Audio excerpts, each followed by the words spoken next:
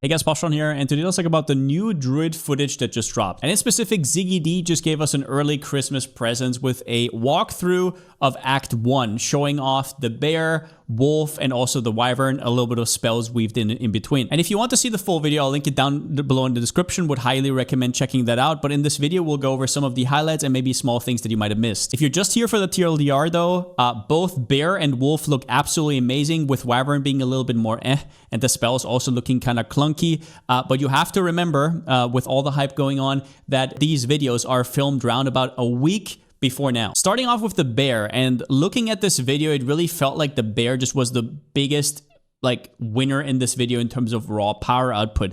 The wolf has a lot of going for it, which we'll go over, but the bear just seemed to have slams that deal a lot of damage, auto attacks that absolutely slapped, and it also has rage on hit. So you can see right here, Maul, the auto attack from the bear, and it starts at 80% attack damage, but it does give you 5 rage on hit. And if you don't know what rage is, rage normally stacks up to 30, and you're getting 1% more damage per 1 rage. So that means early on, you're getting access to a ability that, or an effect that can give you up to 30% more damage. And rage was really clunky to play with in the past, but it got a small change yesterday. A lot of people missed because it was one of the only changes in here, and it didn't get its own entry. You now lose 5 rage per second if you have not taken damage recently in the past 4 seconds. Used to be 2 seconds and you lost 10 rage. So what that will mean is if you're not a shaman and you don't have anything to cheese your rage, it will still feel a lot better. For all intents and purposes, this is going to be a huge Titan buff if you want to go bear on a Titan.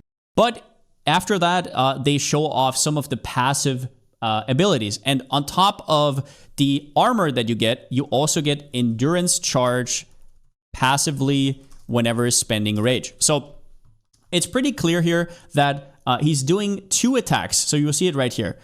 He's doing 2 auto attacks. You will see him move up to a mob, boom, and you're going to see 5 rage. The rage is now down here under the mana bar. So you can see 5, and then the second one is going to give him 10, and then he can slam. That slam costs 10 rage, and he's going to go to 0, but you can also see his endurance charge counter going up by 1. There are war cries which can bypass their cooldown by expanding an endurance charge, which is probably going to be the most obvious way to use it. But then there's also stuff like Spell Totem, or more interesting for me, because I don't think that whole hybrid stuff is going to work out all that well, Ancestral Warrior Totem, which has a limit of 10, so you don't need to stack any limit. You can just spam as many as you have endurance charges, and it just got its less attack speed removed, which means it's gonna feel a lot less clunky. We did also, in one quickie frame here, see one of the new skills that hasn't been revealed yet for the bear, and this is Fury of the Mountain. And as you can see, it is a channeling skill. And it actually throws out fissures every so often, and it generates even more rage. The fissure duration is 12 seconds, and if we know anything about fissures, these are probably going to be procced by other slams. For example, the Rampage ability, where we saw the bear waltzing around, would probably proc all of these fissures. We don't really know how often these are going to proc. It has 70% attack speed multiplier. We're not really going to know how this looks like, at least I haven't seen it yet, but this could be your replacement for Volcanic Fissure. I was saying maybe you have a weapon swap for mace, you plop down your volcanic fissures and you explode anything. This might actually already do that without having to weapon swap at all. Overall though, the bear looked incredible, and I think if you time it correctly and you have your rage management correctly, it will probably be an absolute boss destroyer, at least if the numbers stay like they currently are. Now, wolf is another interesting one. From everything I've gleaned, it does less damage overall than the bear, but it has a little bit more of a ice theme, which means extra magnitude for freeze and chill. It is not just for crowd control though, because there's also a ability called Shred, which will remove that freeze to gain some extra damage. So this is Ziggy D fighting the Rust King right here. So he will walk up and use a skill called Lunar Assault, which has extra chance to freeze, and that is his prerogative, right? He wants to get this counter up to 100%. So you can see him doing that with auto attacks, auto attacks, auto attacks. And once he has done it, he will start using Shred. And what Shred will do, I want you to look at these small ice pops that will go away from the character. You can kind of see it right here, them going on the ground. And you will see from the damage following that this is not just a small thing. This looks actually pretty strong, and it seems to easily shotgun. So this is where it starts exploding, and his health bar just gets absolutely shredded. Shred is kind of like this combo skill, I feel like, where he's whirling a few times. And then he has this last final one where he comes from the top down, like right here. And overall, it seems incredibly strong. I don't think it does as much damage as the bear, at least from what we've seen right here, but it also crowd controls the enemy, whereas the bear took a little bit longer to stun. But the biggest thing about the wolf is the mobility.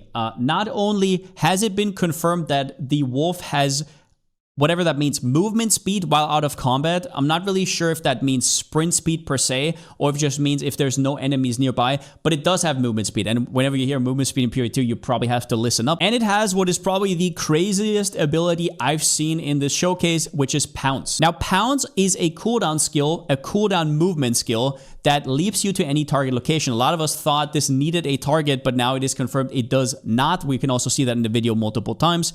And it will apply a mark. This mark makes an enemy take extra damage, so actually quite strong early on, but this Pounce is also a meta skill that can have other marks attached to it. And if you attach another mark to it, it will instead proc that. And I want to remind you, there's a few things you can do with this. The first one is both Freezing Mark and Voltaic Mark got reworked. They now, instead of just an explosion, give you a buff that grants extra cold damage or extra lightning damage, whatever that means. We don't know exactly how much. And there's always Sniper's Mark, which guarantees you a frenzied charge. And in the hierarchy of charges, that is one of the harder ones to get. So whereas there isn't really any synergy that we can see right now, there might be some kind of combos. Now, there is another small frame where he hovers over Arctic Howl, which is another skill we haven't really seen yet from the wolf, and this is a passive buff. So it seems like there's a lot of buffs going on. Lunar Blessing we've already seen, which is kind of like the ultimate ability, but then we also have Arctic Howl. This one gives you a flat damage buff for a certain amount of time, and you can expend an endurance charge to bypass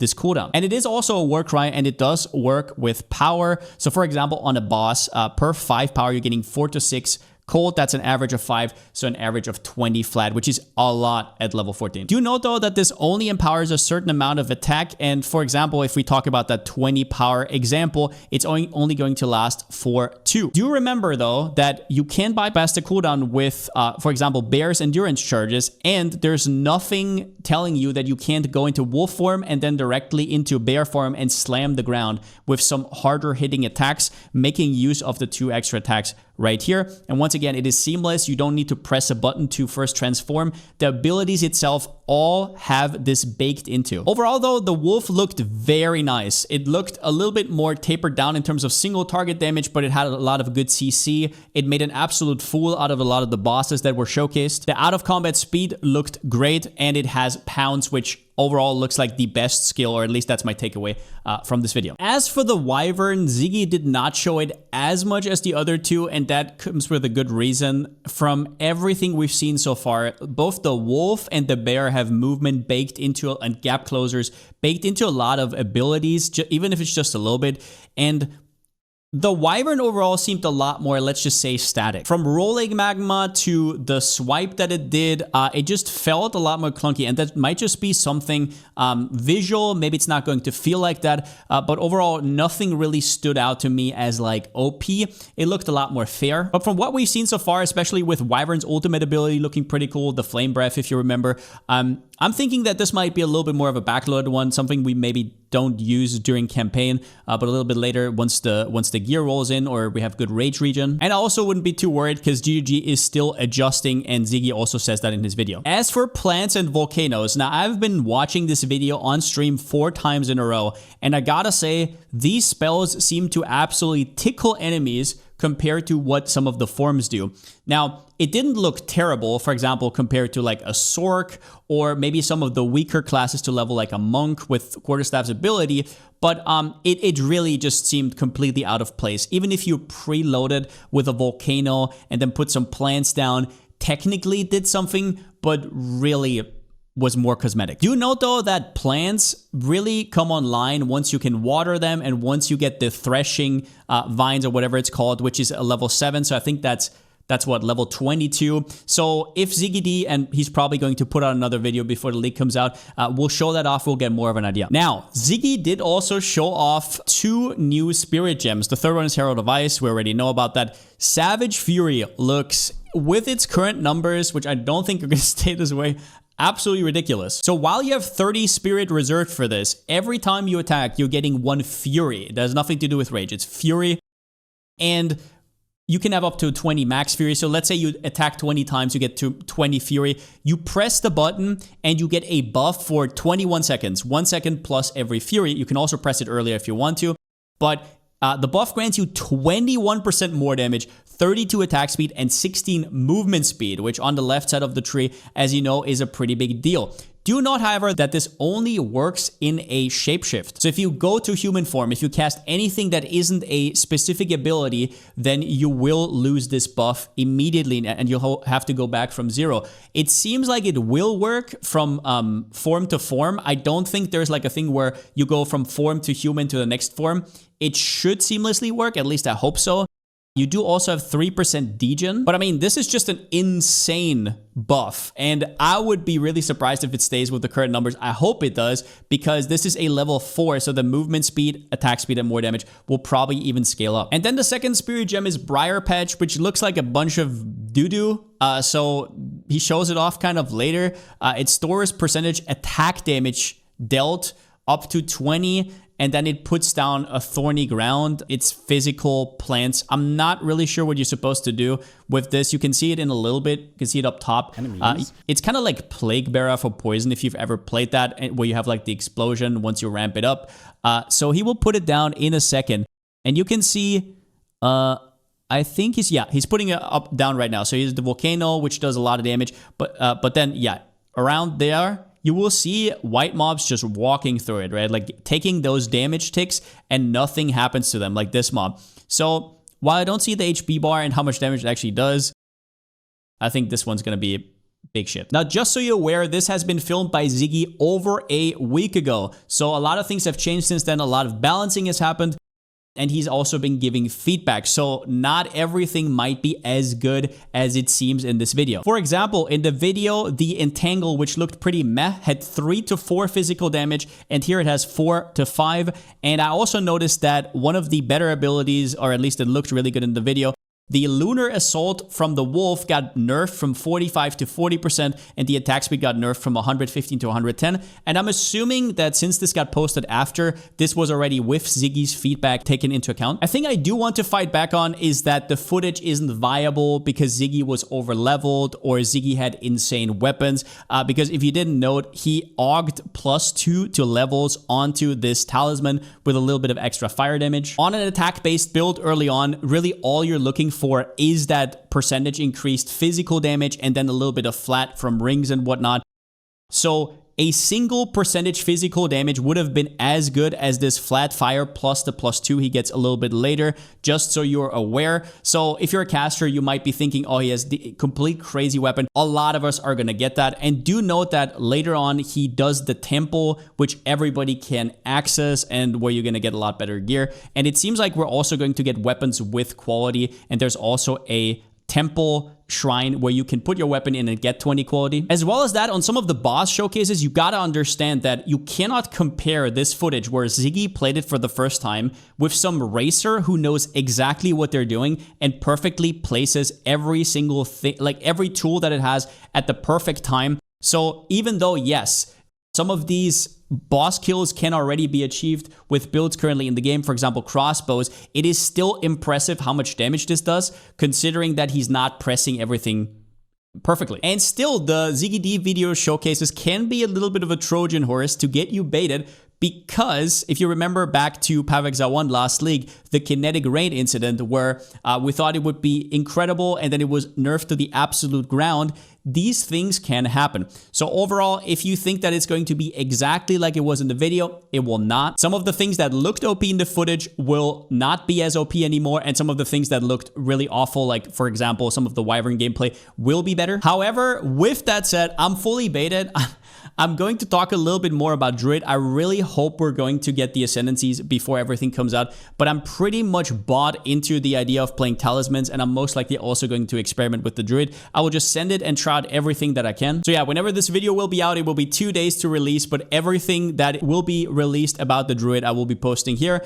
And I'm just really stoked. I just want to jump in and have a question mark experience. I know how to play Pathfinder, most likely. I know how to play crossbows from the last 3 leagues, but this seems like something I can really get into. The animations look amazing. At least early game, it seems to be viable against some of the harder bosses. Usually, at least for me, Act 1 and Act 2 is where I'm sometimes struggling, and then afterwards it's kind of smooth sailing and I can snowball.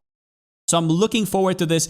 If talismans are even close to as good as in this footage, and you're playing a different build that levels, I don't know, with anything but crossbows, I would say, you should highly consider muling a talisman and maybe going for shapeshifting until you get to a certain skill level where you feel comfortable. Just to remind you that you don't have to be Druid to play with these talismans, but I will be trying out the new ascendancies unless they come out and I'm totally shocked by how bad they are. It could happen, but what we know currently, I think I can make it work. So with that being said, more videos are going to come out. Absolutely love this video. Hope Ziggy's second video is coming out ASAP. We need that content to keep us flowing for the next 2 days. And with that being said, since I still don't have a slogan, see you next time.